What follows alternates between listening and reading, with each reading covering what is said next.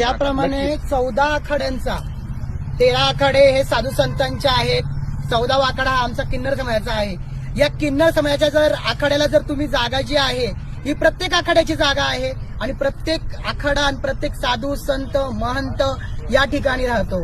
त्याचप्रमाणे आमच्या प्रभू रामचंद्रांच्या पदस्पर्शाने झालेल्या पावन झालेल्या भूमीमध्ये या ठिकाणी ज्या वेळेस यश गंधर्व किन्नर सर्व प्रभू रामासोबत वनवास बघत होते त्यावेळेस आम्ही तिथे त्या ठिकाणी आमच्या पूर्वजांनी आमच्या सर्व पूर्वजांनी इथे वनवास भोगलाय. त्याप्रमाणे मुळे आम्ही या ठिकाणी कोणालाही या झाडांना हात लावून देणार नाही. आम्ही आमच्या भाषेत त्यांना उत्तर देऊ हे आम्ही प्रशासनाला आत्ताच सांगतोय. जर प्रशासनाने हे जी काही निर्णय घेतला हा मागे घेतला नाही तर आम्ही आमच्या प्रकारात प्रशासनाला उत्तर देऊ. लवकरात लवकर रद्द करा, नाही तर संपूर्ण किन्नर समाज अख्ख्या महाराष्ट्रातून येऊन प्रशासनाला घेराव घालेल आणि महानगरपालिकेला घेराव घालेल. आणि मला एकच म्हणायचंय, तुम्ही 1800 झाडं तोडताय.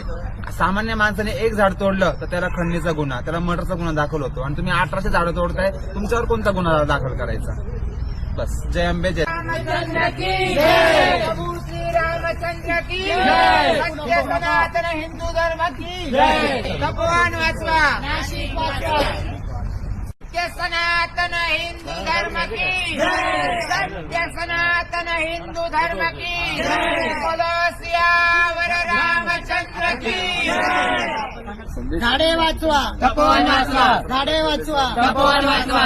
अरे या लाकूड तोडायचं करायचं काय? खाली डोकं वर पाय, या जामनेरच्या लाकूड तोडायचं करायचं काय? खाली डोकं वर पाय, या जामनेरच्या लाकूड तोडायचं करायचं काय? खाली डोकं वर पाय. रामभूमी वाचवा, नाशिक वाचवा. रामभूमी वाचवा, तपोवन वाचवा, नाशिक वाचवा. तपोवन वाचवा, नाशिक वाचवा.